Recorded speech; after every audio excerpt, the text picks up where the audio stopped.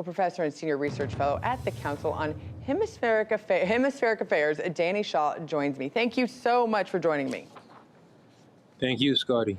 Okay, Professor Shaw, according to what you're observing currently and knowing this past history, do you believe the Biden administration will make any substantial moves in regards to Cuba? Well, whether it's been a Democrat or a Republican in the Oval Office, it's been unfettered hostility towards Cuba. There's 243 measures that Trump added to this blockade, this economic, diplomatic, and military blockade of the Cuban people. Biden has not hinted that he will repeal any of those measures. Yesterday was a significant day as both marchers against the blockade, against U.S. imperialism, converged on the White House, as well as the South Floridians that you mentioned.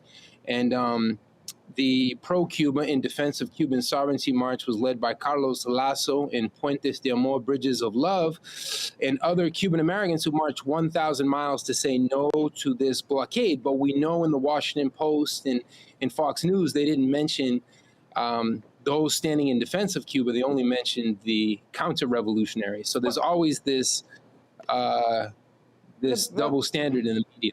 And that's nothing new. That's how I think probably happens with every country. But I do have to get you on this one because I have to ask you, Cubans are obviously upset with their government's response to the pandemic and their economic hardship. Cuban officials blame U.S. sanctions for their tattered economy. There's a lot of finger pointing. But shouldn't and when do the Cuban leaders take some responsibility for what's happening in their streets? I think the Cuban leaders have taken responsibility. They've been in the streets shoulder to shoulder with the people. Despite all of the propaganda to the contrary, the Cuban leadership is extremely humble. What started this, Danny, was when the people were in the streets actually protesting. It wasn't they were protesting or supporting the government. They were starting out there protesting against. So I don't think the government was for that one.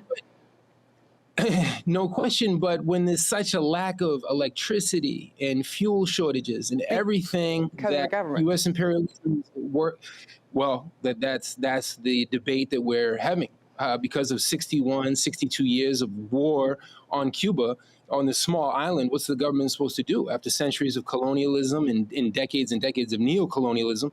I think the Cuban government has done everything in their power to stand up to this global Goliath that is the U.S. government. But then why are people fleeing Cuba? Same thing we ask about those in South America that go through the treachery of going through it, sending their families on. Why are they going over the ocean in little tugboats and little rafts if it's so great there? Is it fair to say that this long-standing way of governing is not working? If the Cuban government wanted to fix it, why aren't they doing more, not only to work with the U.S., but there's lots of other countries that they could work with to get around these blockades? Because guess what? Multiple countries around the world do it all the time. Why can't the Cuban government do the same thing? The 1995 Helms-Burton bill punishes any third party, any third country that tries to trade with Cuba. So Cuba has been very suffocated and isolated since the collapse of the Soviet Union. The Gray Zone had an excellent expose that they published about 24 hours ago, which outlines all of these connections with U.S. aid and Samantha Power and all of these NGOs from Europe and the U.S., funneling all of these funds to quote unquote independent journalists and blogs and websites to create this feeling of subversion. The situation in Cuba, you're 100% correct, Scotty, is very, very dire. The question is, who are the people truly angry at? And what I'm putting forth is that they're angry at this blockade. And why does the U.S. continue to have a war on Cuba when we have so many problems here across the U.S., including a pandemic that continues to rage with the Delta variant? Oh, there's so many things we could talk about on this real quick, though.